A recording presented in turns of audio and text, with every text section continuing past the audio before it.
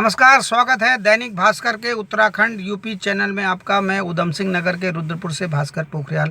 एक बहुत बड़ी खबर हमारे यहाँ एक बड़ी है कि पंतनगर सिडकुल की सबसे बड़ी कंपनी अशोका लीलैंड ने 750 युवाओं के साथ धोखा कर दिया है। इसमें सबसे बड़ी बात है कि 4 साल का प्रशिक्षण देने के बाद इन युवाओं को रोजगार का वादा किया था, जो इनको नहीं दिया गया। इसमें कंपनी प्रबंधन का ये भी कहना है कि प्रशिक्षण के दौर पे युवाओं को कुछ मानदेय भी दिया गया था, लेकिन कुल मिलाकर के यह मामला अब कहीं ना कहीं स्पष्ट नहीं हो रहा है। जिला प्रशासन के साथ भी बात हो गई, पुलिस प्रशासन के साथ भी बात होने के बाद भी कंपनी प्रबंधन अपनी हठ धर्म पर अटा हुआ है और 750 स्थानीय बेरोजगारों के साथ धोखा हो गया है। पंतनगर 2005 में तत्कालीन मुख्यमंत्री स्वर्गीय एनडी तिवारी जी का एक ड्रीम प्रोजेक्ट था। उन्होंने इस सिडकुल की स्थापना करी और 510 फैक्ट्रियों को यहाँ पर स्थापित किया। अब स्थिति ये हो गई है कि जिन उम्मीदों के साथ ये राज्य बना था, उन उम्मीदों के साथ बाहरी कंपनियाँ स्थानीय युवाओं के साथ धोखा कर रही हैं। इसी मामले को लेकर के आज ये युवा 750 युवाओं ने अपने न्याय की मांग के लेकर अशोका लीलैंड के बाहर आंदोलन कर दिया है।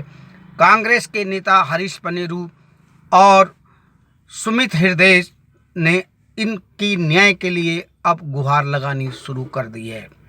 पिछले 2 दिन पहले भी ये जिला प्रशासन, पुलिस प्रशासन से मिले थे, लेकिन अब मामला ये हो गया है कि इनको जब न्याय नहीं मिल रहा है तो अपनी न्याय के लिए ये सड़कों पर उतर आए हैं। देखते हैं एक झलक इस आंदोलन की।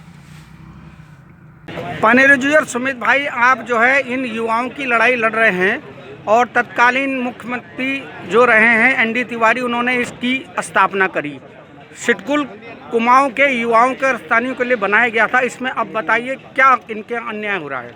देखिए, ये सिडकुल इसलिए बनाया गया था, तिवारी जी यहाँ पर उद्योगों को इसलिए लाए थे कि यहाँ के युवाओं को रोजगार मिलेगा, उत्तराखंड के हर नौजवान को काम मिलेगा, लेकिन काम के बदले सिर्फ धोखा मिल रहा है। माननीय निशंक जी ने आशीर्वाद योजना शुरू की थी, उसके तहत इनको 4 साल की ट्रेनिंग 6 साल में कराई गई और अब इनको रोजगार के नाम से इनके साथ धोखा हुआ। इनके मूल प्रमाण पत्र जमा किए गए।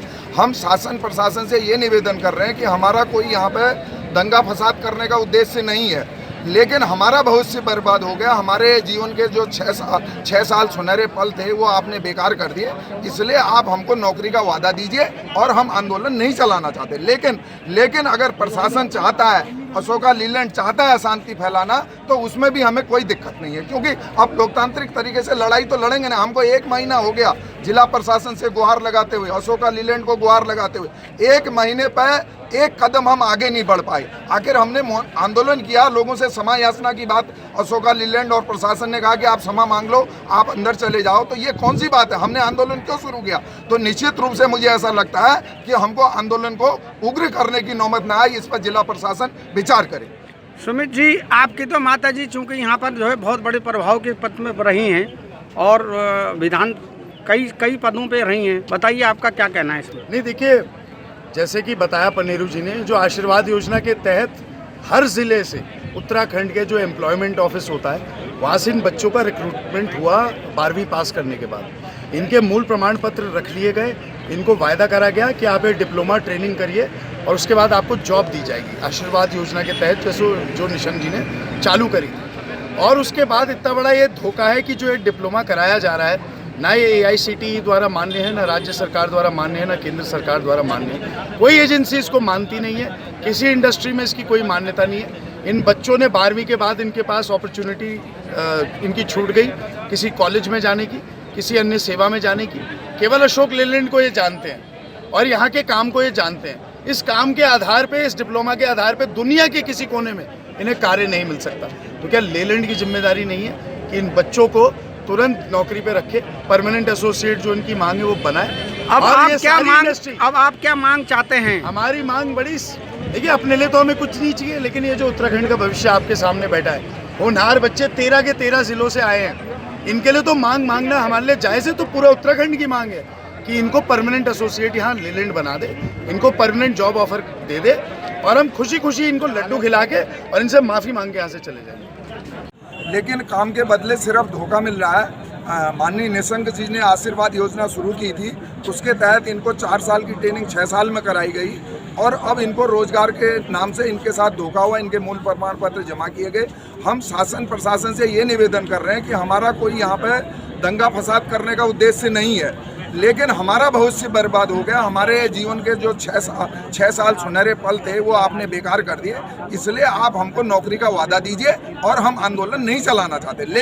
लेकिन अगर प्रशासन चाहता है, अशोका लीलैंड चाहता है शांति फैलाना, तो उसमें भी हमें कोई दिक्कत नहीं है, क्योंकि अब लोकतांत्रिक तरीके से लड़ाई तो लड़ेंगे ना। हमको 1 महीना हो गया जिला प्रशासन से गुहार लगाते हुए, अशोका लीलैंड को गुहार लगाते हुए 1 महीने पर एक कदम हम आगे नहीं बढ़ पाए। आखिर हमने आंदोलन किया, लोगों से समय याचना की बात अशोका लीलैंड और प्रशासन ने कहा कि आप क्षमा मांग लो, आप अंदर चले जाओ, तो ये कौन सी बात है? हमने आंदोलन क्यों शुरू किया? तो निश्चित रूप से मुझे ऐसा लगता है कि हमको आंदोलन को उग्र करने की नौबत ना आए, इस पर जिला प्रशासन विचार करे। देखिए, अभी हम लोग हैं अशोका लीलैंड कंपनी जो पंतनगर सिडकुल की है, यहाँ पर 750 युवाओं के साथ अन्याय हुआ है। वो आंदोलन के लिए खड़े हैं। 4 साल का प्रशिक्षण देने के बाद भी इनके साथ अन्याय हुआ है, इनको कोई रोजगार नहीं मिला है और आज यह आंदोलन पूरा हो चुका है। और अब यह आंदोलन कांग्रेस के नेता हरीश पनेरू और सुमित हृदय के नेतृत्व में ये न्याय की मांग कर रहे हैं। इन न्याय की मांग को लेकर के अशोका लीलैंड जिन उद्यमों में बताया गया था, लेकिन उसके बाद भी कुछ नहीं हो पा रहा है। पुलिस प्रशासन मौके पर है, यहाँ पे एसपी क्राइम मिथिलेश जी और सीओ एसपी सिटी सभी लोग हैं, लेकिन कुल मिलाकर के इन युवाओं के साथ अन्याय हो रहा है। पंतनगर सिडकुल की शुरुआत 2005 में की गई थी तत्कालीन मुख्यमंत्री एनडी तिवारी ने।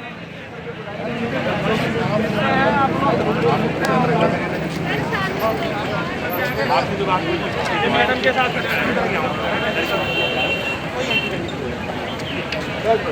ऐसा कुछ नहीं है। आपको हमारी ओर से पूरा सही होगा। आप पूरा शुभ नाम क्या है आपका? जीपीएस। आप क्या देखते हैं यहाँ पे? सुरक्षा व्यवस्था। ठीक है। मेरे सहयोगी गृह राव के साथ भास्कर पोखरियाल की रिपोर्ट।